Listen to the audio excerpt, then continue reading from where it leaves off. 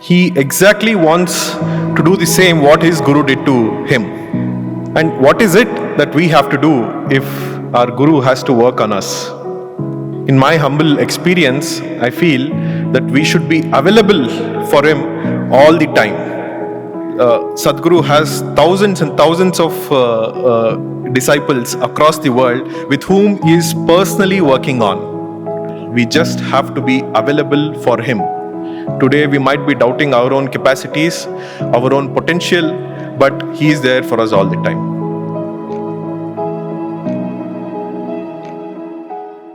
My humble pranams at the lotus feet of our most beloved Swami, respected dear teachers who are my all-time inspiration, and all my brothers and sisters, a loving Sai Ram to you all. We are all so fortunate to be with a Guru who is today firmly resolved to take us into that state of oneness. He exactly wants to do the same what his Guru did to him. And what is it that we have to do if our Guru has to work on us? In my humble experience, I feel that we should be available for him all the time, no matter what, irrespective of what is going on in our innermost lives. Swami, out of his infinite compassion, has resolved today to kind of really work on each one of us. Earlier, we know that gurus in the Himalayas had one or two disciples, and that guru used to work on that one or two disciples continuously until to a point where the disciple would become a reflection of the guru. And today, Sadhguru has thousands and thousands of disciples across the world with whom he is personally working on. And we are all really, really so fortunate to be under his guidance.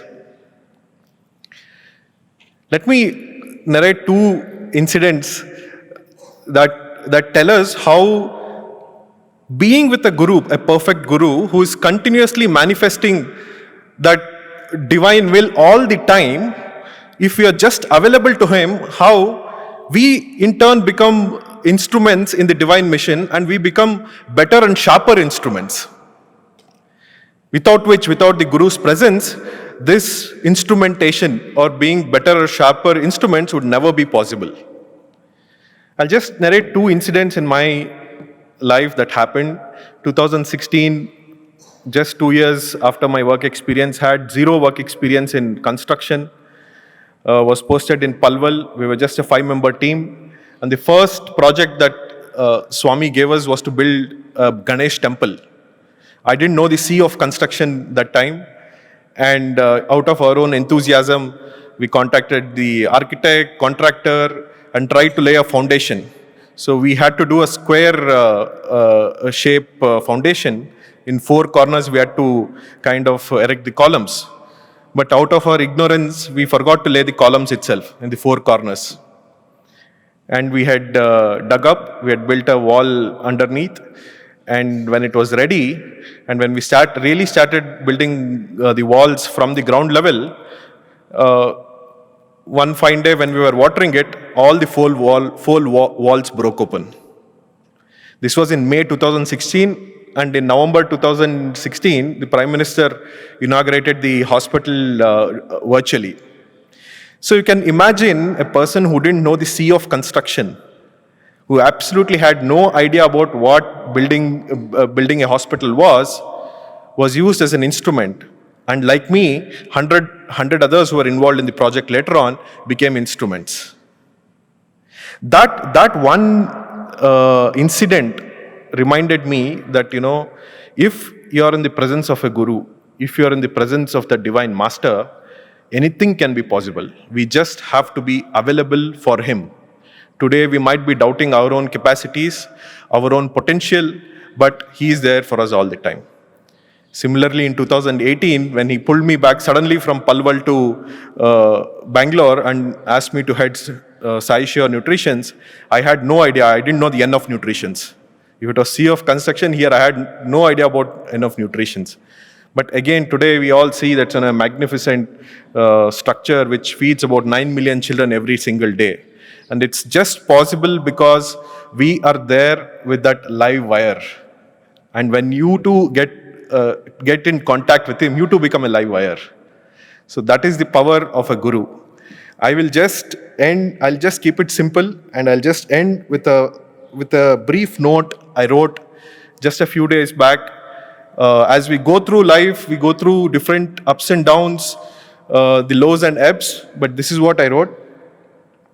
I wait and wait for your shower of grace and mercy. You tell me that I am the fearless lion with infinite power to conquer the world. I believe what you say, Swami, but don't experience it all the time. We rise to conquer the world, but praise, ridicule, joys, and sorrows makes us swing like a pendulum, and we are back to square one, questioning our own potential. Am I that fearless lion? In that moment of despair, when I look around, I hear him whispering the eternal song of love in our ears.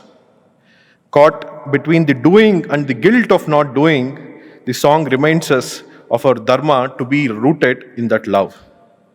The love that is deep, perfect, intense, and unattached. It knows when to act, when to withdraw, and when to pause.